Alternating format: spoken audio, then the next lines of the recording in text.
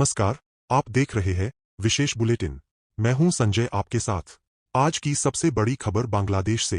एक हिंदू युवक की क्रूर हत्या के बाद देश में अल्पसंख्यक समुदाय में भय का माहौल है और भारत में भी बड़े पैमाने पर विरोध प्रदर्शन देखने को मिल रहे हैं। आइए जानते हैं पूरी घटना क्रमवार और विस्तार से। 12 दिसंबर को चटगांव में एक रैली के दौरान रेडिकल छात्र नेता शरीफ उस्मान हादी को गोली लगी।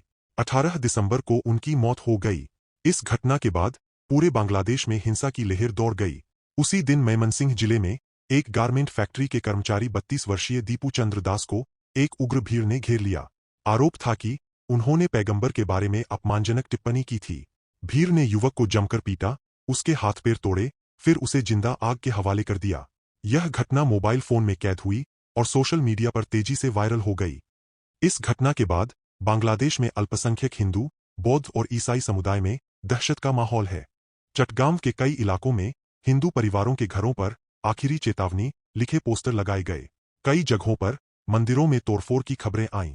इस बीच अंतरिम सरकार के मुख्य सलाहकार, नोबेल पुरस्कार विजेता मोहम्मद यूनुस पर भी सवाल उठ रहे हैं।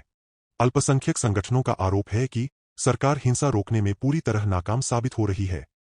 22 दिसंबर को ढाका में नेशनल प्रेस क्लब के सामने और ढाकेश्वरी मंदिर परिसर में हजारों लोगों ने मानव श्रृंखला बनाई। प्रदर्शनकारियों ने नारे लगाए, यूनुस सरकार नहीं चलेगी, हिंदुओं का खून बेकार नहीं जाएगा, अल्पसंख्यक सुरक्षा दो या इस्तीफा दो। लेकिन सबसे तीखा विरोध भारत में देखने को मिला। 23 दिसंबर को नई दिल्ली में बांग्लादेश उच्चायोग के बाहर विश्व हिंदू परिषद और बजरंग दल के सैकड़ों कार्यकर्ता जमा हुए। प्रदर्शनकारियों ने बैरिकेड तोड़े, पुलिस से झड़प हुई, कई लोग घायल हुए। प्रदर्शन में नारे गूंजे, एक एक बूंद हिंदू रक्त का हिसाब चाहिए, बांग्लादेश में हिंदू जल रहे हैं, भारत चुप क्यों है। पश्चिम बंगाल की राजधानी कोलकाता में भी स्थिति तनावपूर्ण रही। सुवेंदु अधिकारी सहित कई भाजपा नेताओं के नेतृत्व में प्रदर्शन हुआ। पुलिस ने लाठीचार्ज किया, जिसमें कई साधु संत भी घायल हुए। प्रदर्शनकारियों ने कहा, हमारी सरकार चुप है क्योंकि वोट बैंक की राजनीति हो रही है। देश के अन्य हिस्सों में भी विरोध प्रदर्शन जारी रहे। मुंबई, गेटवे ऑफ इंडिया के पास, भोपाल, हनुमान टेकरी, हैदराबाद, चारमीनार परिसर, जमशेदपुर, टाटानगर, असम, गुवाहाटी, त्रिपुरा, अगरतला, बिहार, कटिहार, जम्मू कश्मीर, किश्तवाड़, इन सभी जगहों पर हिंदू संगठनों ने बांग्लादेश सरकार के खिलाफ नारेबाजी की और दीपू चंद्र दास की हत्या की निंदा की। इस घटना पर अंतर्राष्ट्रीय स्तर पर भी प्रतिक्रिया आई। संयुक्त राष्ट्र के प्रवक्ता ने कहा, अल्पसंख्यकों की सुरक्षा सुनिश्चित करना हर सरकार की जिम्मेदारी है।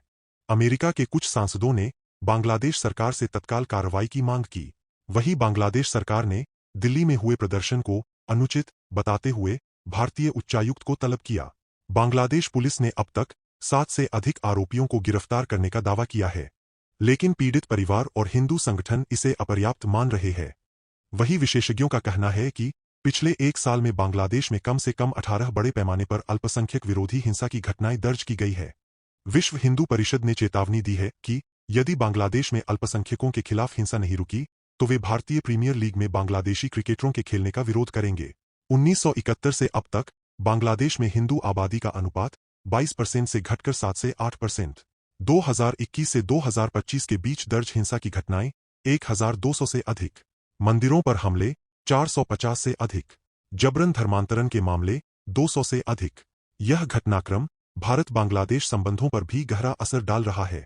वीजा सेवाएं प्रभावित हुई है और दोनों देशों के बीच तनाव बढ़ता दिख रहा है। सवाल यह है कि क्या अंतरिम सरकार इस बढ़ते तनाव को नियंत्रित कर पाएगी?